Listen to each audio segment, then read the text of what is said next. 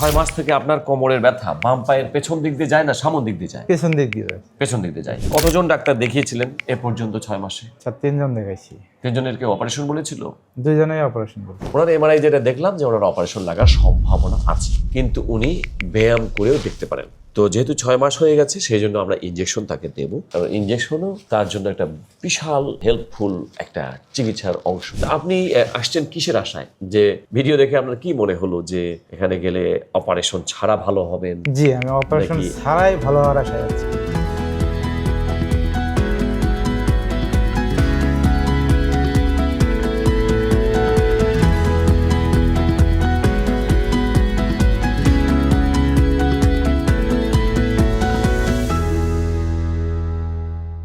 তিন লেভেলে যদি পিএলআইডি হয়, ধরেন L3-4, L4-5, L5S1, এনার এমআরআইতে আমরা দেখলাম যে 3টা লেভেলে পিএলআইডি। তাহলে এখন কি অপারেশন করতেই হবে? এটা কি সিরিয়াস কোনো ইন্ডিকেশন? অর্থাৎ এই ক্ষেত্রে কি অপারেশনটা মাস্ট হয়ে যায়? না, 3 লেভেলে হলেও মাস্ট হয় না। আমরা 3 লেভেলের মধ্যে যেটা সবচেয়ে বেশি সেটার দিকে নজর দিই। সেখানে যদি পিএলআইডি বেশি হয় তাহলে তখন অপারেশন বলবো, আর কম হলে অপারেশন বলবো না। এবং যদি ইনজেকশন দেওয়া লাগে এপিডুরাল, তাহলে আমরা যে লেভেলে সবচেয়ে বেশি সেই লেভেলেই ইনজেকশনটা দেবো। দেখি কুড়িগ্রাম থেকে আসছেন, ভুরুঙ্গামারি, তাই না? জি।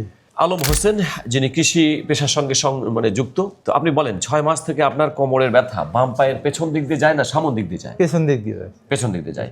কতজন ডাক্তার দেখিয়েছিলেন এ পর্যন্ত 6 মাসে? স্যার 3 জন দেখাইছি। 3 জনের কেউ অপারেশন বলেছিল? 2 জনেই অপারেশন করছে। কয় লেভেলে অপারেশন করার কথা বলেছিল? 1 লেভেল, 2 লেভেল, 3 লেভেল? 2 লেভেল। 2 লেভেলে। 2 লেভেল। এটা ঠিক আছে যে L2 লেভেল বলেছিল। ওকে, আর আপনি কি এর মধ্যে ফিজিওথেরাপি দিয়েছেন? নিজে নিজে কোনো আমার ভিডিও দেখে ব্যায়াম করেছেন? একদিন করছিলাম। একদিন। একদিন। ভিডিওটা আপনি রিসেন্টলি দেখেছেন না? জি। ঠিক আছে। নাকি আপনার ওখানে কোনো আমাদের কুড়িগ্রামে তো অনেক রুগীও আছে, এখান থেকে আসছিল ইনজেকশন দিয়ে ভালো হয়ে গেছে, এরকম কারোর সঙ্গে আপনার সাক্ষাৎ না হয়েছিল?